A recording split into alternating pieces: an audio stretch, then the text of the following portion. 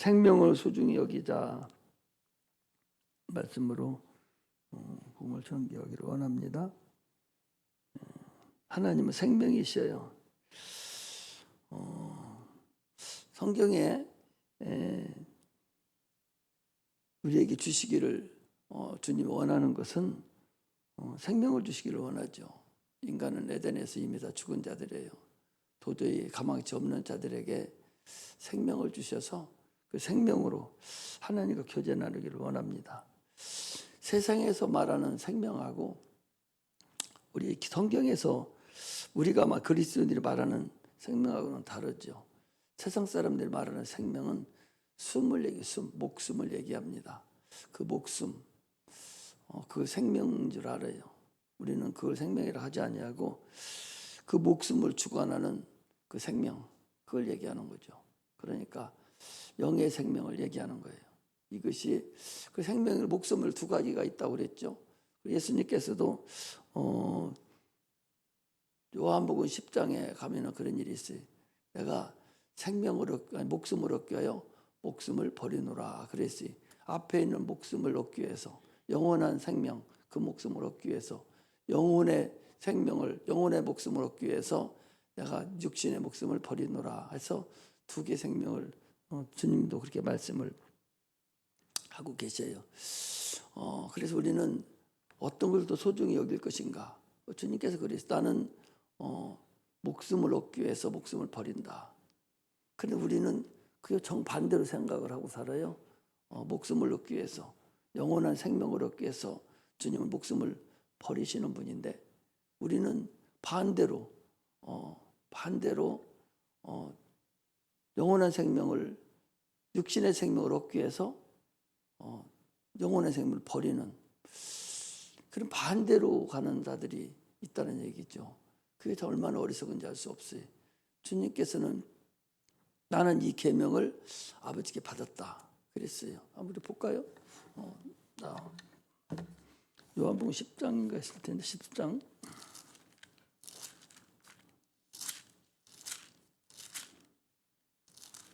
10장 17절에 보니 이렇게 되어 있어요. 요한복음 10장 17절에 보니까 같이 읽습니다. 시작. 아버지께서 나를 사랑하시는 것은 내가 다시 목숨을 얻기 위하여 목숨을 버림이라. 내가 다시 목숨을 얻기 위해서 목숨을 버리는 거예요. 다시 목숨을 얻는다는 게 영원한 생명, 영원한 목숨을 얻기 위해서 육체의 목숨을 버린다. 주님께서 그러지. 이는 내게서 빼앗는 자가 있는 것이 아니라 내가 스스로 버리노라.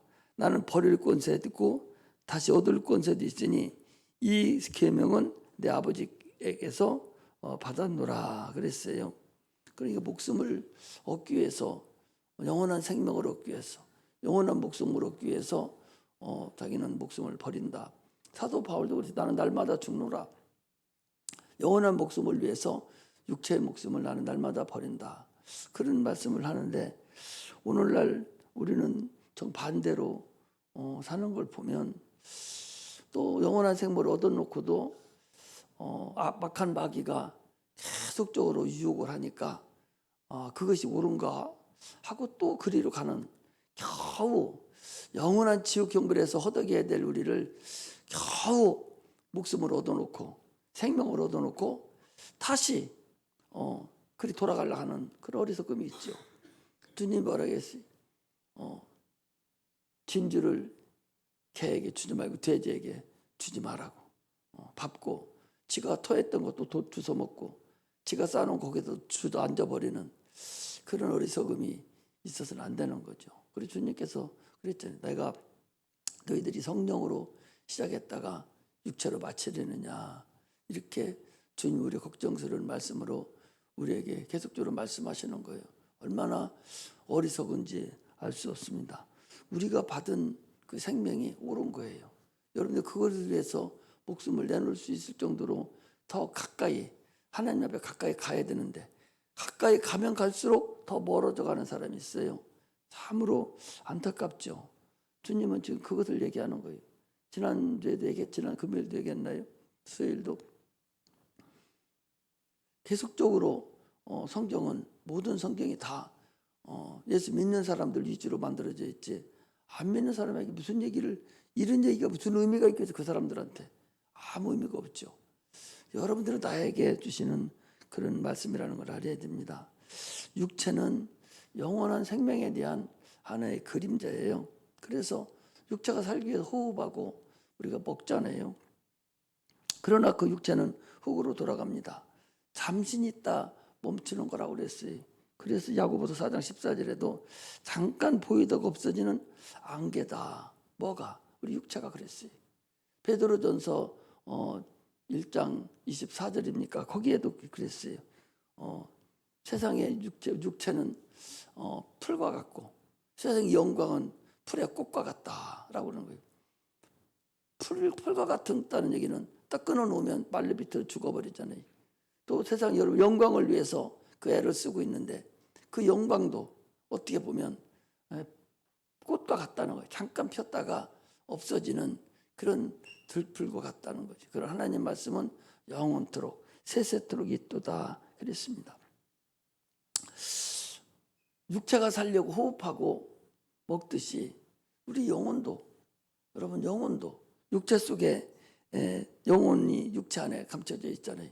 그 영혼이 캄캄함에 지금 놓여 있는데 겨우 내가 세상의 빛이니 해서 오신 그 빛이 우리 안에 겨우 비쳐서 이제 좀 뭔가 알만한데 영혼이 그늘지기 시작하고 그늘졌다는 거죠. 그늘지고 악한 영에게 속아서 계속적으로 그늘져서 음령이 된다 그래서 음령이 뭔지 압니까?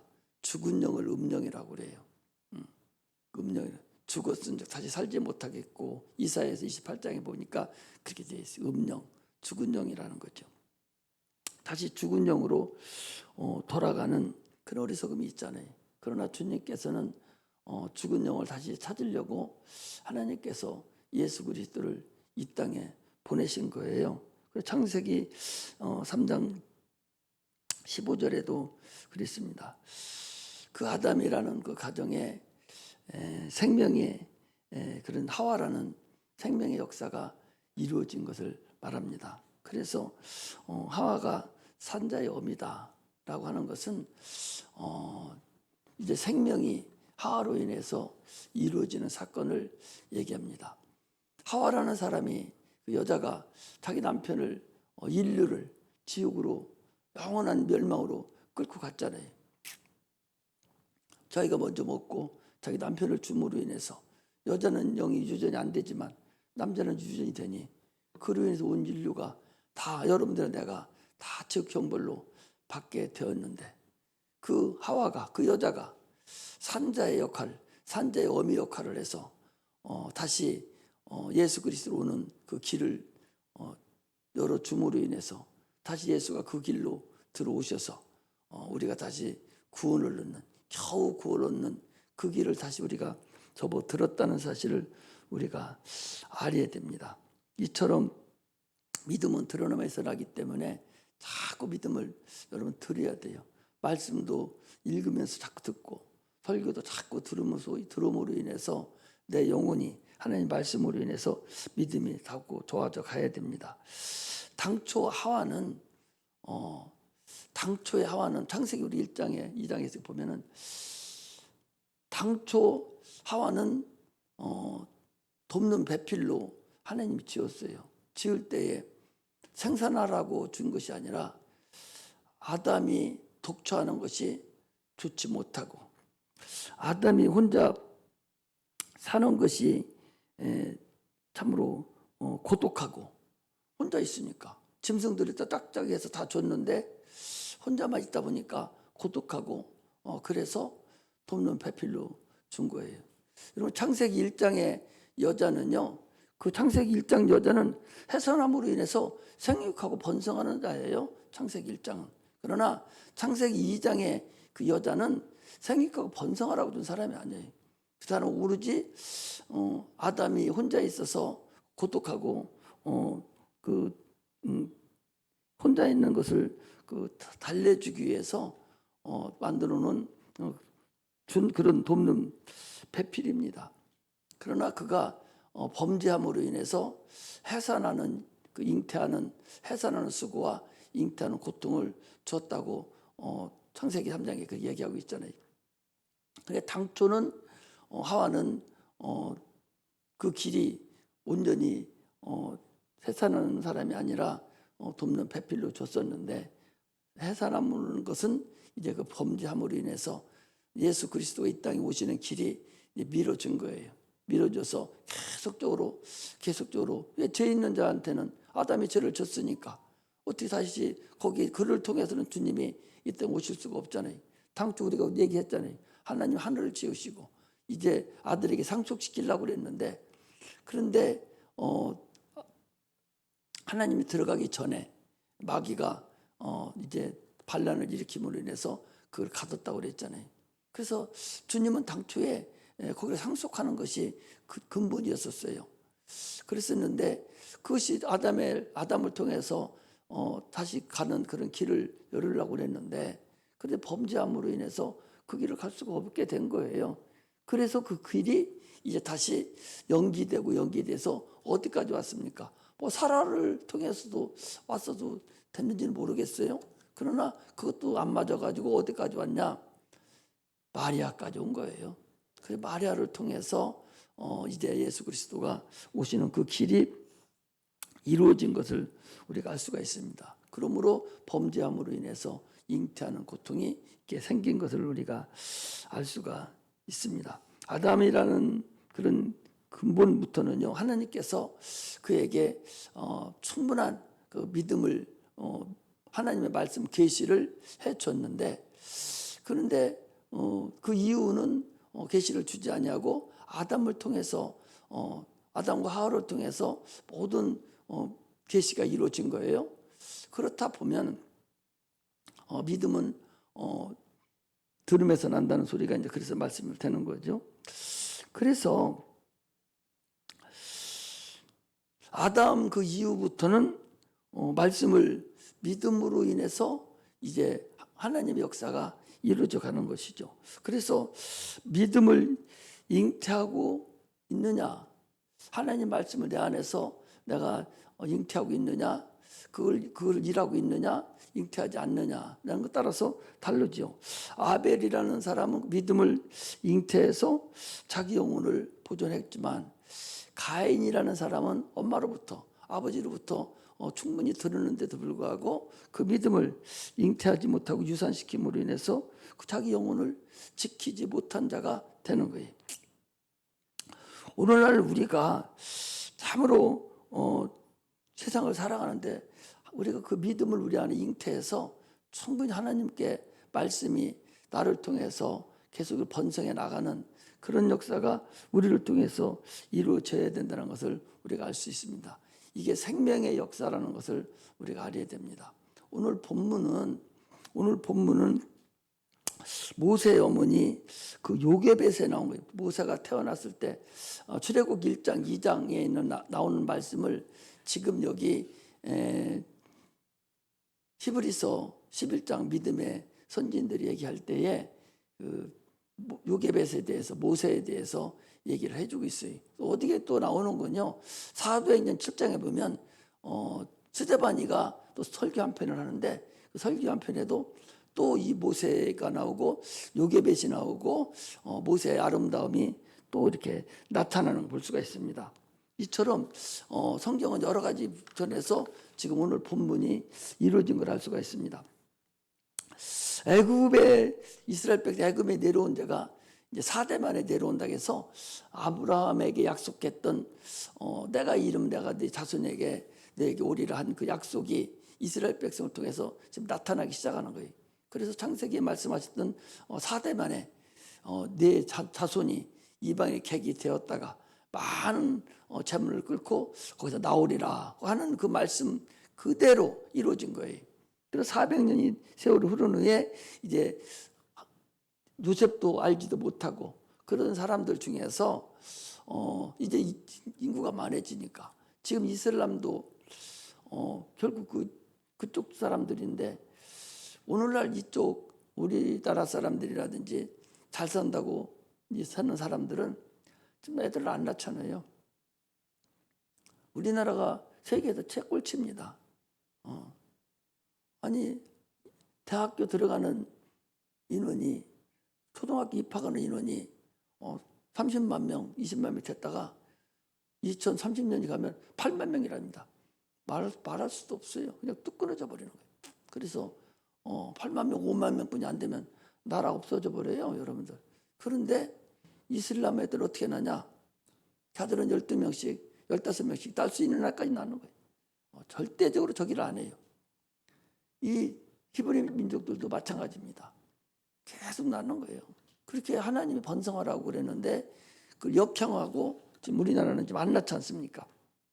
그래서 이들이 계속적으로 많이 나니까 이 애굽 사람, 그때 애굽은 문화 문명이 최고로 발달됐을 때잖아요. 그리고 거기는 많이 안 낳는데 히브리 민족은 고센 땅에서 막 사정없이 낳거든. 그러니까 전쟁이라도 벌어지면 저것들이 역가심적으로 저쪽과 편들으면 우리 위험하다 생각하고 바로가 남자아이를 낳으면 죽여라. 누가 새끼 죽일 사람이 어디 있어요? 그러니까 제일 먼저 뭐라고 합니까? 여러분 출애굽기 1장 2장에 보면은 먼저는 산파들을 불러서 얘기를 합니다. 자, 니들이 남자를 낳으면 하숫가에 버려서 죽이든지 아주 산파 어린 애기 때 뱃속에 딱 나올 때 그걸 죽여버려라. 이렇게 생명을 소중히 여기지 않고 생명을 하숫가에다 버리라고 그랬어요. 그런데 거기 보면 산파들이요. 이 산파들이 누구예요? 이들이 애굽 사람들이잖아요. 이 산파들이 아니 자기 왕이 있어요. 그 나라 사람들이에요. 그리고 왕이 얼마나 무섭습니까? 한마디면 다 죽는데. 그런데도 불구하고 이들이요. 자기 왕 바로 왕을 두려워한 것이 아니라 하나님을 더 두려워했다니까. 하나님을 더 두려워해가지고 죽이지 못했어요. 그래서 바로가 부릅니다. 왜 니들은 애를 한번 죽이라니까 못 죽였냐? 아닙니다. 우리 여기 히브리 민족은요 건강해서 우리가 가면 벌써 애를 낳습니다. 이렇게 거짓말을 한 거예요. 하나님 산파들에게 은혜를 주셔서요. 그 하나님을 두려워하는 자들에게 하나님은 그들에게 생명을 주고 그들을 하나님께서 참으로 그 위협에도 두려워하는 그 산파들을 하나님께서 사랑하셔서 그들에게 은혜를 줬어요. 그래서 하나님 그 바로왕이 감히 그들을 손을 못 대도록 은혜를 줬어요. 환경도 초월하고. 이처럼 하나님을 두려워하는 자가 돼야 돼요. 여러분 첫 번째가 하나님을 두려워할 줄 알으라고.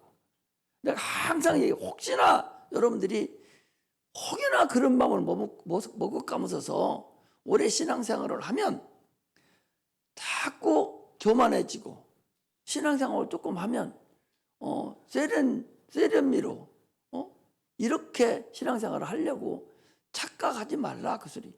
벼가 이삭이 익으면 고개가 더 숙여지고 더 콕 숙여지듯이 그렇게 돼야 되는데 이 기독교는 조금만 오래되고 믿음만 조금 생기는 듯 갖고 오래만 된 것 같으면 그 노련미로 신앙생활을 하려고 하는 거예요. 노련미로. 기도를 안 해. 첫째는 기도를 하지를 않아요. 건성이라고. 하나님 두려워할 줄 알아야 돼. 여러분 여기 찬양하고 여기 쓰고 하는 거 그냥 건성으로 하면 안 돼요. 예배위원이라고. 예배위원.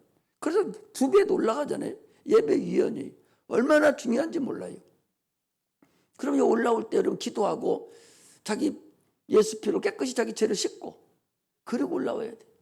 내가 하나님께서 지금 며칠 전 몇 번부터 그런 얘기를 하는데 여러분 오후 예배 또 수요 예배 금요 예배 때마다 이제 지정해서 바로바로 기도를 시킬 거예요. 대표 기도를.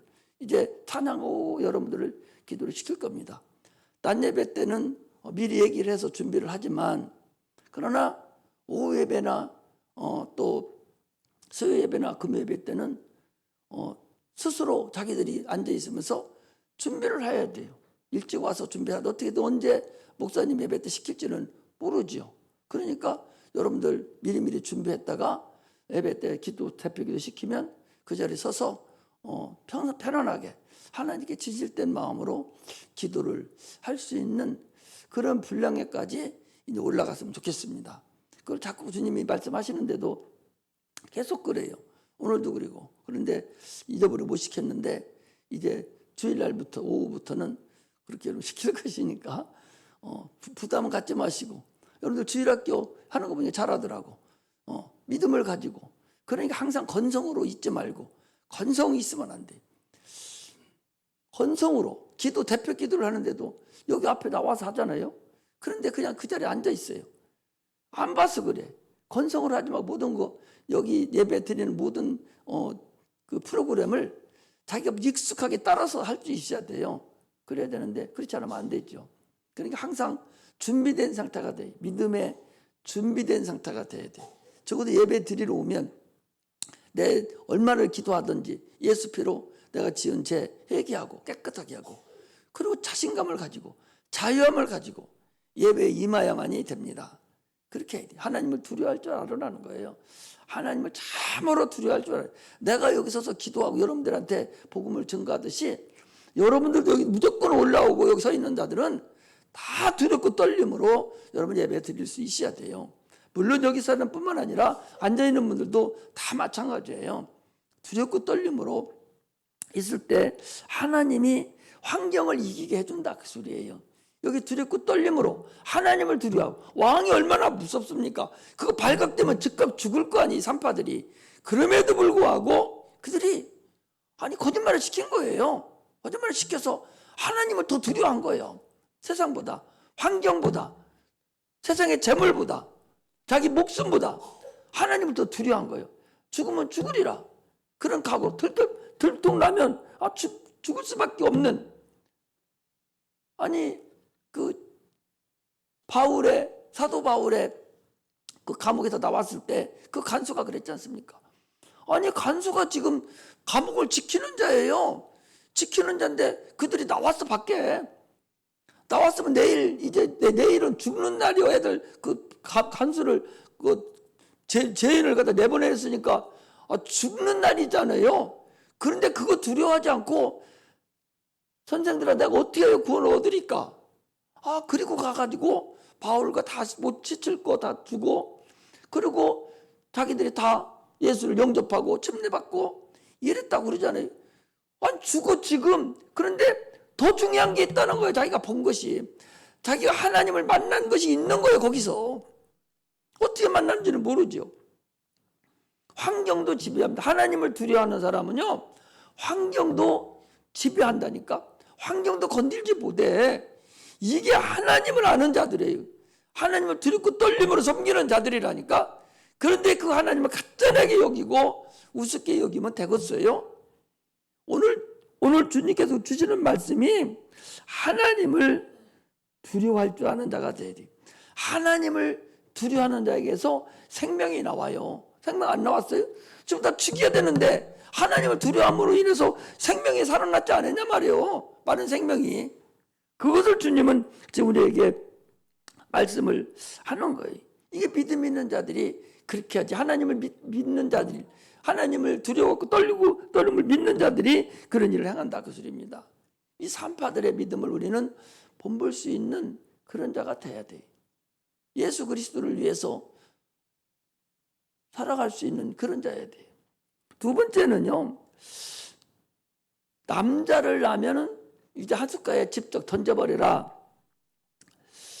이 바로의 명령입니다. 바로가 그 생명을 세상의 하숫가에다 던져버리란 가짜게 여기는 그런 자들을 얘기합니다. 이때 태어난 자가 지금 모세예요. 남자 태어나면 죽이라 할 때가 이때가 모세라고.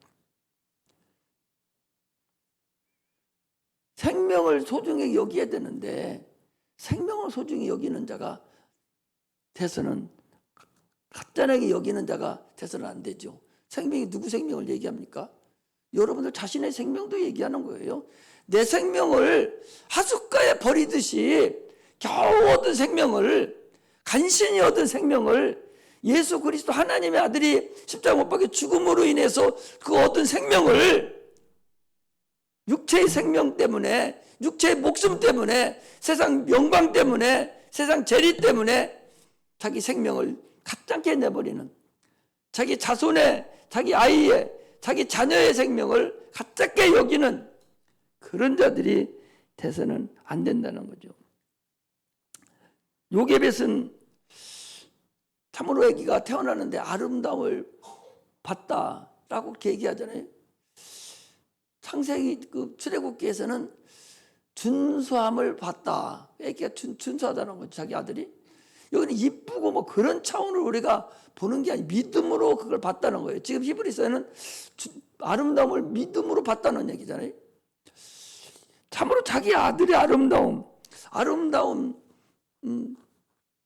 기쁨, 그런 하나님이 첫째 날 세상을 창조하시고 보시기에 좋았더라.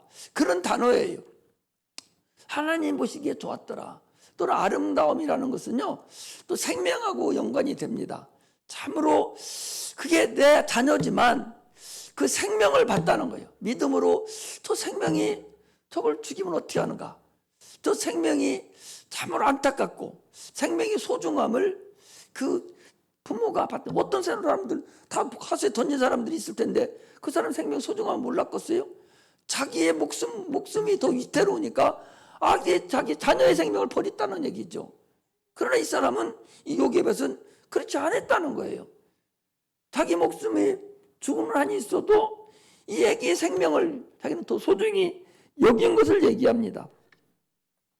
믿음이 있는 그런 가정, 생명을 소중히 여기는 가정, 이 가정은요 항상 여러분 생명이 풍성해요. 그래서 노아 가정을 보세요. 노아 가정에 그 생명이 풍성하니까 사망이 그 덮는 그때에 그 사망을 이겨놨잖아요. 사망이 온 세상을 천지를 덮고 다 물살로 다 죽이는 그때에 생명이 있음으로 인해 그들이 살아난 걸 알 수가 있어요. 생명이 있다는 얘기는 씨 하나가, 겨자씨 하늘이 땅에 떨어 심겨지면 큰 나무가 된다고 그랬어요. 겨자씨가 아무리 적은 씨앗이랄지라도 그 생명이 그 안에 들어만 있으면, 그 조그만한 생명만 들어있어도 운이 듣고 숯이 나서 큰 나무가 된다. 그런 말씀을 우리가 드릴 수가 있습니다. 우리는 우리 안에 지금 생명이 있어요. 예수 그리스도로 인해서 여러분들 내 안에 생명이 있는데 그 생명을 참으로 어떻게 내가 역사를 할 것인가, 이것이 중요합니다. 아담과 하와가 창세기 4장에 보면요, 자녀를 낳았는데 하나님께서 창세기 4장을 보겠습니다.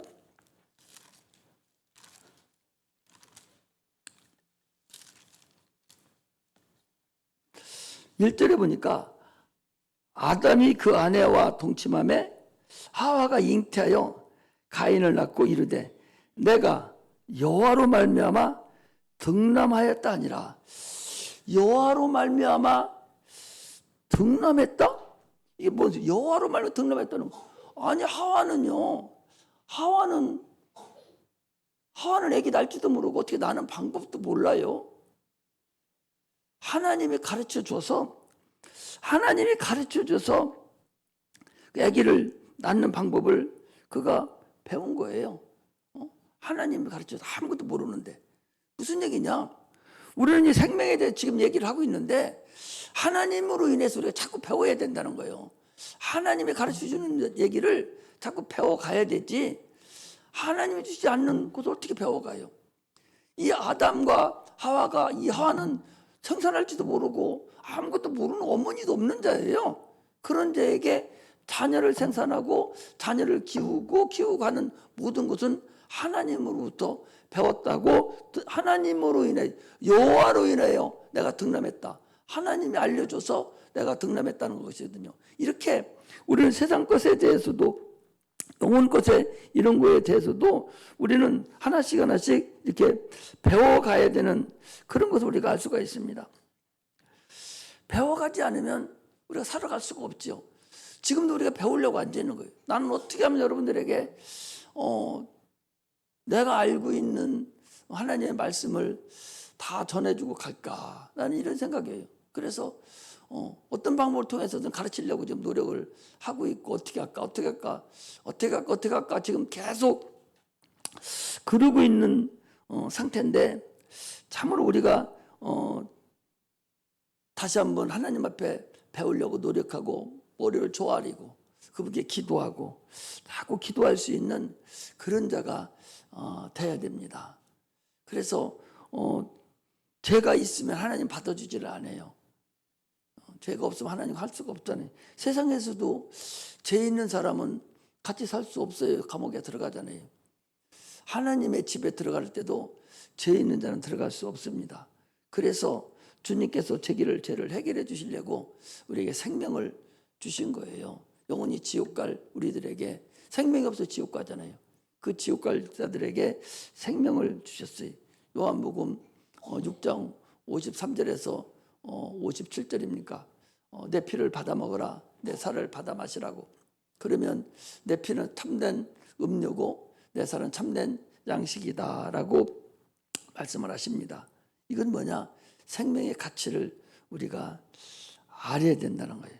생명의 가치를 모르는 자는 참으로 어리석다는 얘기죠. 오늘 본문에서도요, 이 바로와 요게벳을 우리가 이렇게 비교를 할 수가 있어요. 이 바로는 사람의 생명을 무가치하게 여기고 하숫가에 버려라 그랬고, 이 요게벳이라는 사람은 생명의 가치를 알았어요. 그래서 자기 아들의 생명을 얘기한 것이 아니라 그 생명이라는 그 자체를 소중하게 여긴 자가 이 요게벳입니다. 항상 얘기하잖아요. 지금도 기도하면서 그런 생각이 나요. 강도 만난 이웃의 생명을 과연 그럼 우리는 요게벳같이 여긴다면 우리는 어떻게 하게 여기는가? 요게벳은 지금 자기 목숨을 내놓고 그게 아들이라고 여러분 생각해서 그렇게 바꿨어요. 그럼 다 거기 이스라엘 히브리 민족이 자녀들 낳아서 하나도 안 버리고 다 그냥 자기들 키워서 다 죽었었겠어요? 다 버렸어요. 요게벳만 생명의 소중함을 알고 자기 목숨과 바꿀 수 있을 정도로 그는 생명을 소중히 여겼다는 거예요. 그러면 강도 만난 이웃의 생명은 그럼 어찌할 것인가? 우리 주님은 그 생명, 여러분 우리 생명을 위해서 십자가 못 박혀 죽기까지 해서 우리에게 생명을 주셨는데, 그럼 우리는 강도 만난 이웃의 생명을 과연 어떻게 할 것인가 하는 걸 우리가 다시 한번 생각해 봐야 됩니다.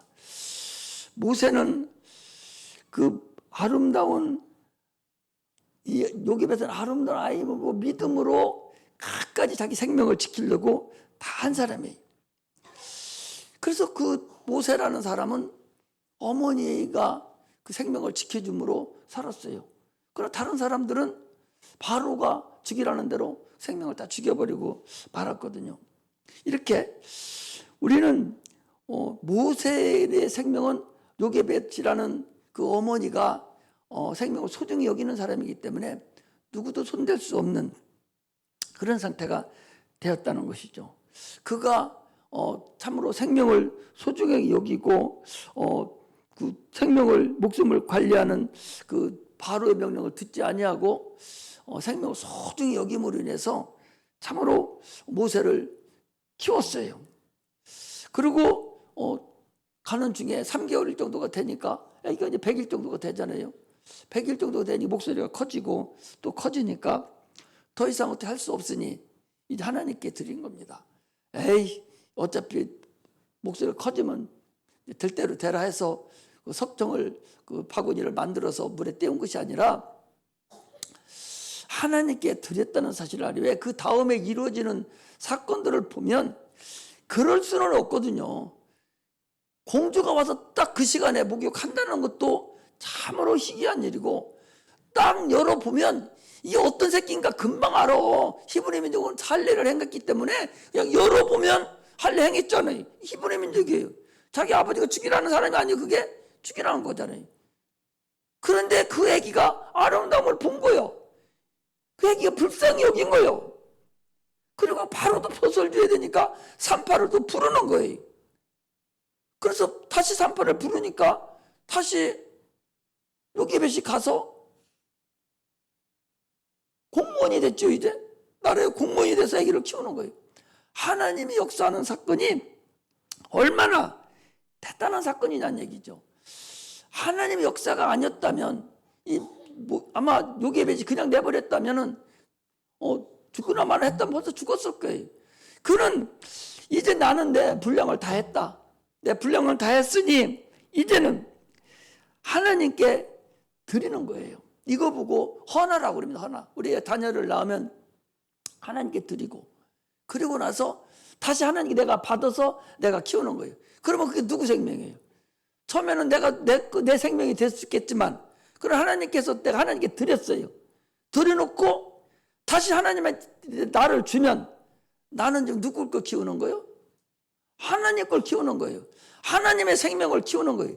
이런 마음으로 자녀를 양육하고 키울 수 있어야 돼요. 이게 헌화라고 그래요. 이렇게 키울 수 있어야 돼요. 자녀를 키울 때 육체 덩어리 그거 보고 키우면 100번 손해보고 결국 실패하고 맙니다. 그것이 내 것이 아니고 하나님 거라고 생각할 때 책망하고 내가 그를 믿음으로 키우고 올바른 길로 자꾸 키우려고 막 애를 쓰지 않고 내 거 아니고 하나님 거니까 내 거라고 생각하니까 자기 마음대로 행하는 거예요. 이것이 우리 이것을 볼 때에 우리가 알 수가 있습니다. 얼마나 하나님의 그 스릴 넘치게 그런 공주를 준비하고 하는 것을 우리가 다 볼 수가 있어요. 이것이 하나님이 양육하신다는 그 근본을 우리가 알 수가 있습니다. 그 엽청으로 그 아내를 다 넣고 그리고 애를 띄웠다는 것은 성경학자들은 그것을 뭘로 비유하는 거니? 노아 홍수의 방주로 비유합니다. 그리고 더 나아가서는 예수 그리스도의 그 방주로 또 비유를 해요. 그 모세는 물에서 건졌다 하는 그런 의미잖아요. 이처럼 하나님의 역사가 이게 하나의 어디 무슨 신화에 나오는 소리가 아니오. 이스라엘 당시에 최대의 영광을 나타내던 그런 나라의 하나의 역사에 기록된 그런 사건임을 우리가 알 수가 있습니다. 하나님의 생명을 양육해서 그가 가르친 그 일을 통해서 모세가 그 믿음의 씨가 점점 커져서 그가 결국 이제 어떻게 됩니까?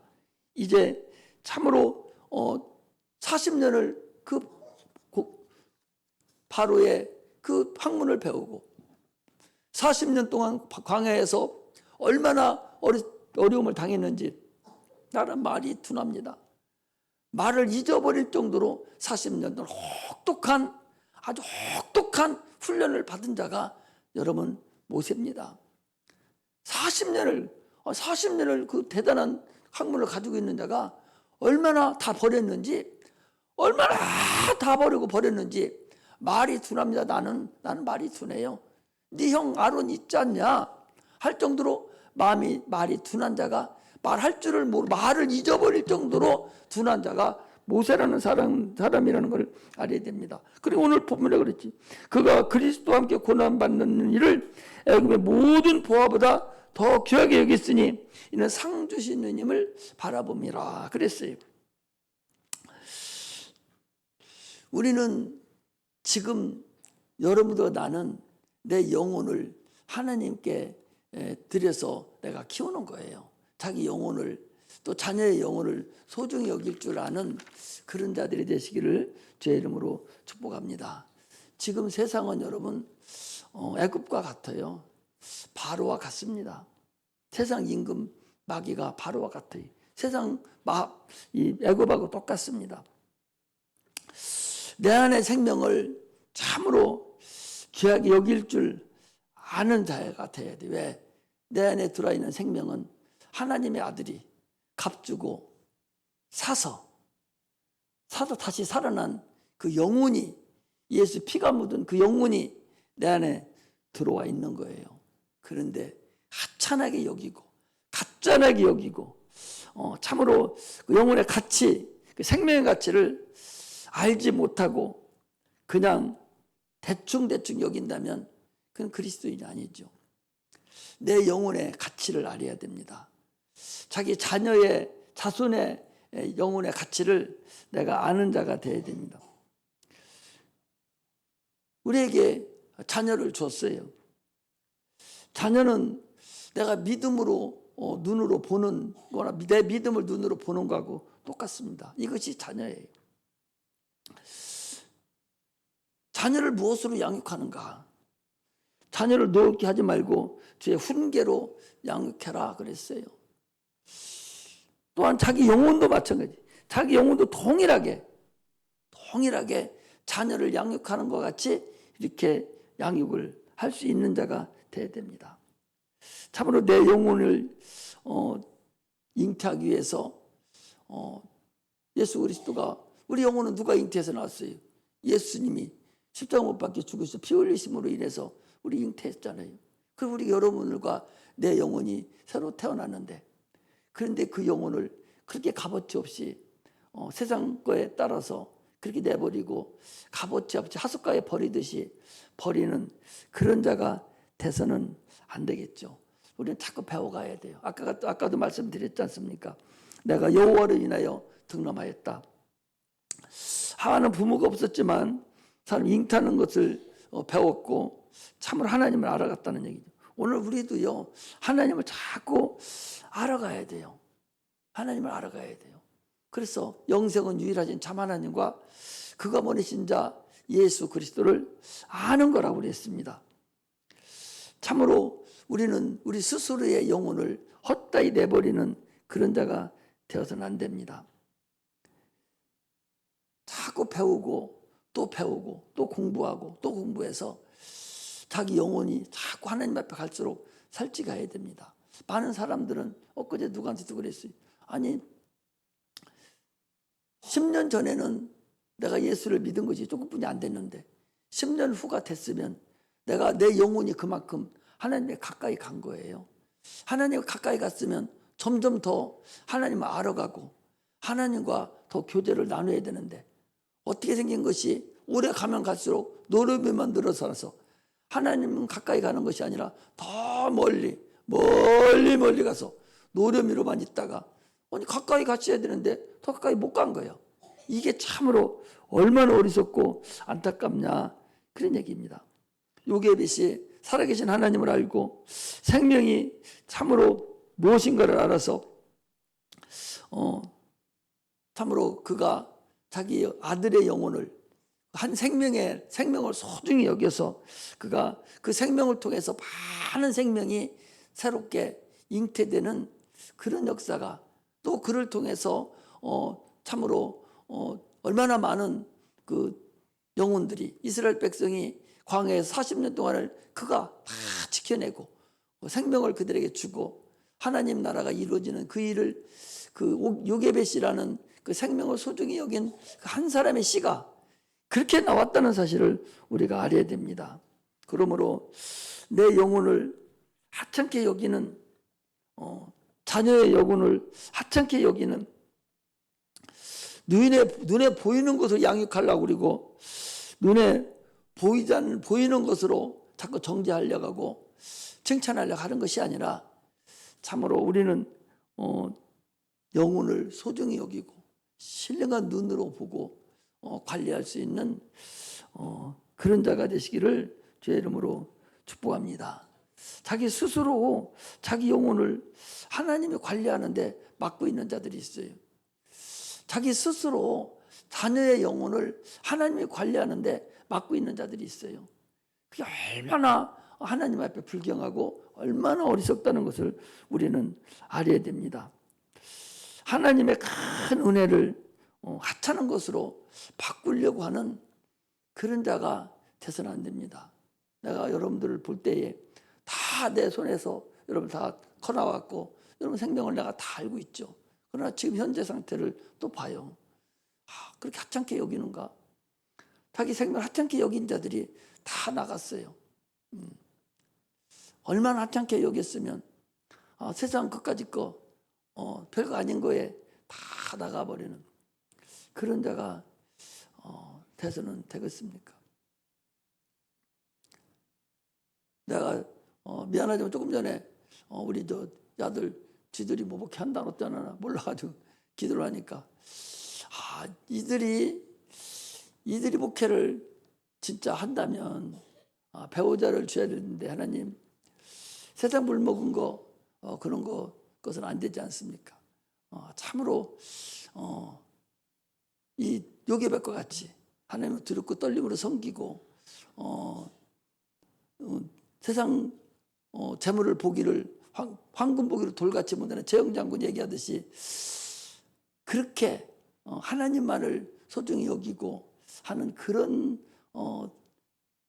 배우자들이 돼야 저들이 일할 텐데 하는 그런 마음으로 기도도 되더라고요. 그렇게 하는데 사실 여러분들 자기 영혼을 양육하려고 하지 아니하고 하찮게 여기는 그런 걸 내가 자주 이렇게 봐요.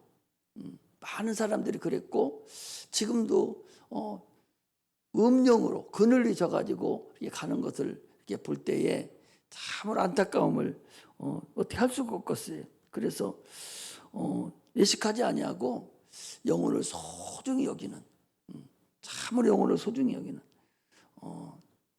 자기 영혼을 양육하기 위해서 히브리서 12장 4절에 나오지 피 흘리기까지 싸워야 되는 그런 자가 되기를 주의 이름으로 축복합니다. 내 자아를 내 생각과 내 방법과 내 경험과 내 지식과 내 의지를 이 요게벳이 나일강에 딱 던졌듯이 우리도 그렇게 버릴 줄 알아야 돼요.